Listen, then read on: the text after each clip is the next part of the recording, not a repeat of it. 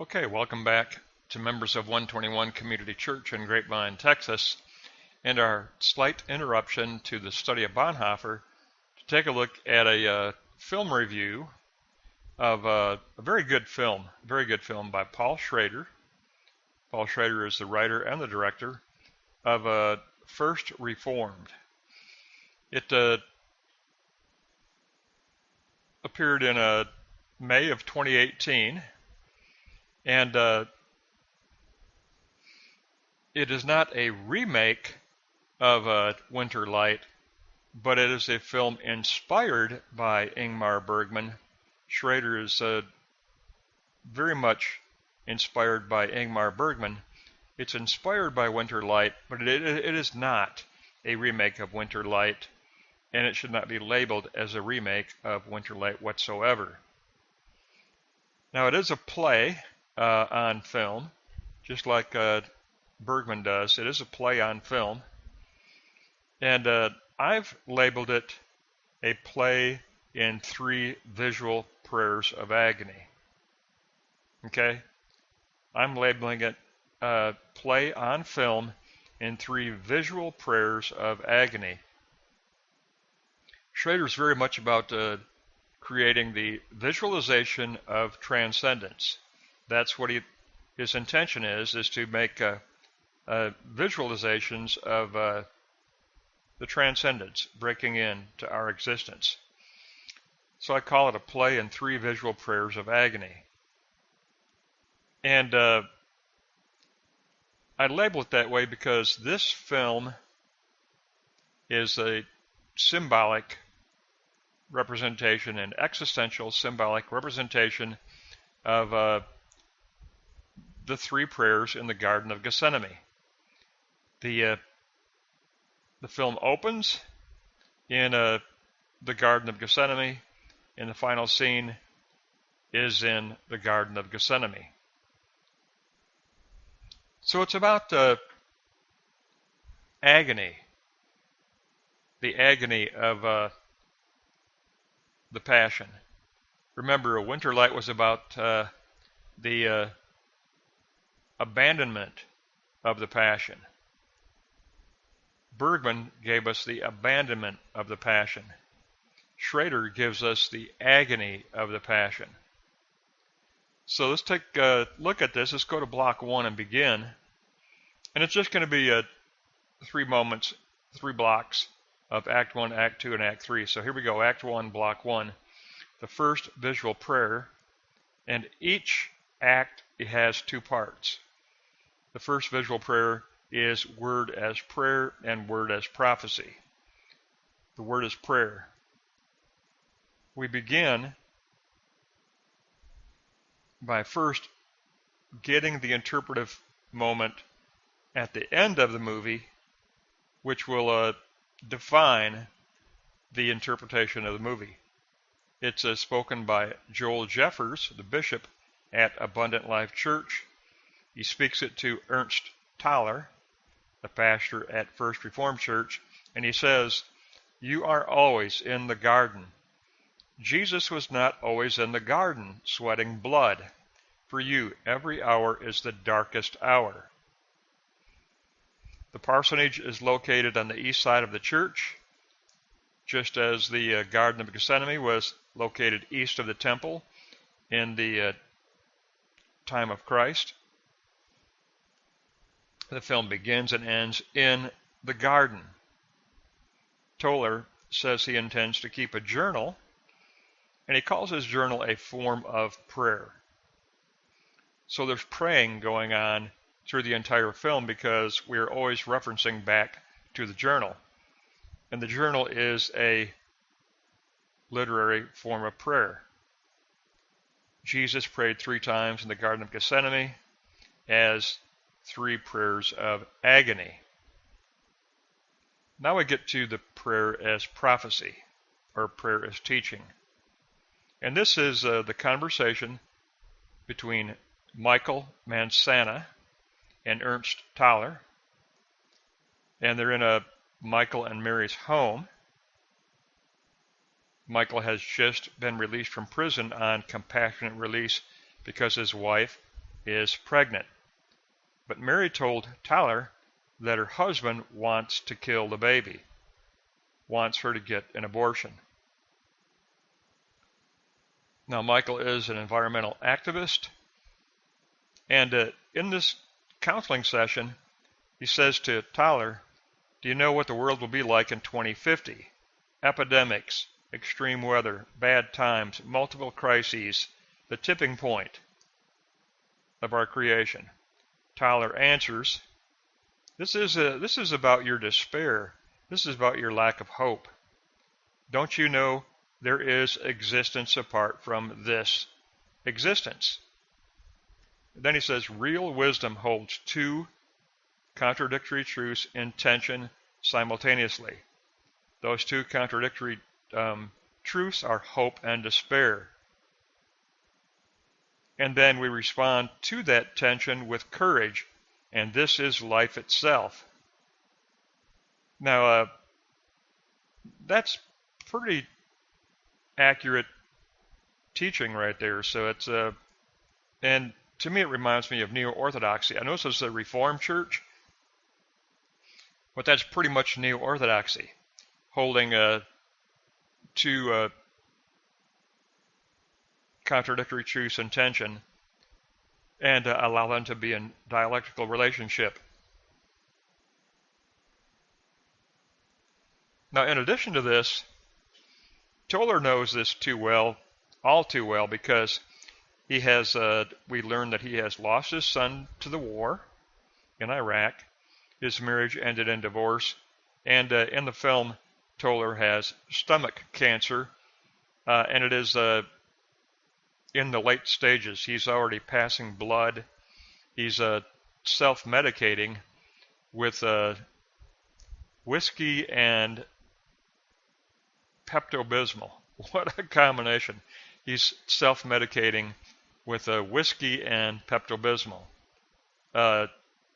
We see him pour a glass of whiskey, and then he pours a little Pepto-Bismol in it. But he's in these very late stages of stomach cancer, and without a son, without a wife, divorcee. So he's facing despair as well. So the counselor and he who is counseled both share this tension of hope and despair. Let's go on to Block 2 and take a look at Act 2. Now, Act 2 is the second visual prayer, and it is death and rebirth as levitation. And let me just say ahead of time, I loved the Levitation Scene. I absolutely loved it. I think SCHRADER, what a great way to present hope. I just loved that Levitation Scene. But we're going to begin with despair. Here we go. And it begins with Toller's self-reflection. He says, discernment, the listening and the waiting for God's wish. What action must be taken? Often we ask for genuine existence. And the desire to pray is a type of prayer itself. But then the cell phone chimes with a text from Michael, and he says he wants to meet at the park for the follow-up counseling session, and this park symbolizes the wilderness. So Toller goes to the park. He finds Michael's dead body, a suicide. Michael has shot himself in the head, committed suicide. This is a symbolization of dying to the old self in order that new life might be reborn. And we hear this in the film. He says, I take my life so that my child's life can enter into the world. So it's a dying to the old self that the new life might be reborn. Next, Tyler travels to Mary's home and finds a letter from Michael with instructions for his last rites. This closes out the visualization of despair and death and dying to the old self. It closes out that portion of Act 2. Now we look at, remember the whole film is always holding in tension despair and hope. Now we look at hope. The very, very powerful levitation scene. Mary visits Toller at the parsonage, and she is an angelic figure in the film, representing rebirth. She's pregnant, so she also represents the angel that ministered and assisted Christ in the agony of Gethsemane. She's pregnant, awaiting rebirth. Mary and Toller share an act of bonding, fully clothed, lying one on top of the other, face to face, staring into each other's eyes, sharing one combined breath. Next, they levitate and travel over nature's landscapes, and it alternates between pure landscape and contamination. Pure landscape and contamination, back and forth, back and forth. The scene represents hope and rebirth. It represents that other, here's the key, it represents that other existence Toller mentioned when counseling Michael. This is that other existence. This is the visualization of transcendence, okay? This is absolutely a key moment in the film. This is a visualization of transcendence. It is what SCHRADER sought in this film. Yes, we're looking at hope and despair and tension, but we're supposed to remember that transcendence can break in.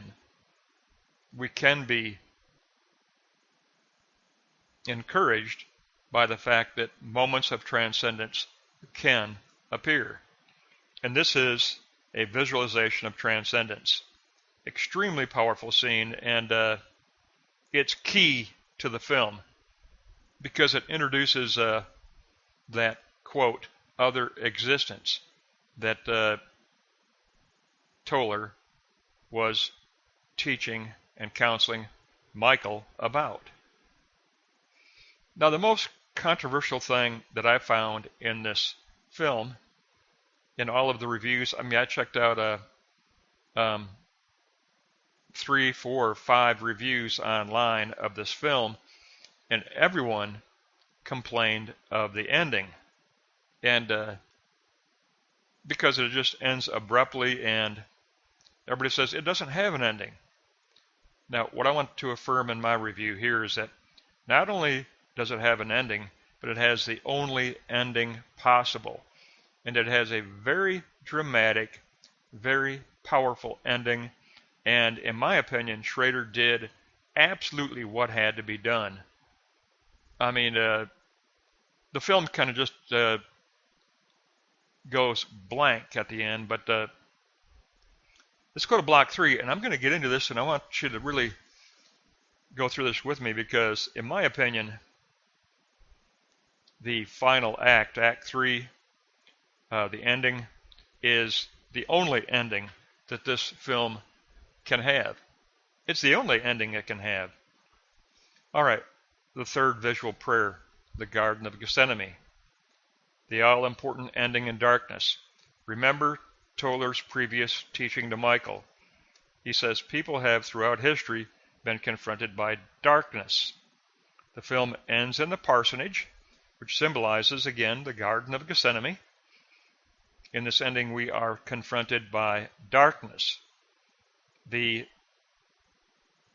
audience, and it's an audience that must participate in the film, we are confronted by darkness. Now here's the key, and I get why a lot of people didn't get this. Not everybody is acquainted with Scripture. Now I happen to be a theologian, so I am acquainted with Scripture, and that to me I could make sense of this ending. It's an ending in 3 parts. Toller is wrapped in barbed wire. He's sweating large drops of blood. All right, we go to Luke 22:44. Being in agony, his sweat was like great drops of blood. Christ in the Garden of Gethsemane had sweat like great drops of blood. Toller pours a cup of drain cleaner into a cup to represent death, We go to Matthew 26:42. If this cup may not pass away from me except I drink it. Christ refers to his passion as a cup to drink. In the Garden of Gethsemane, Christ refers to the passion as a cup that he must drink. Then Mary appears and embraces Toller. We go to Luke 22:43. And there appeared an angel unto him from heaven, strengthening him.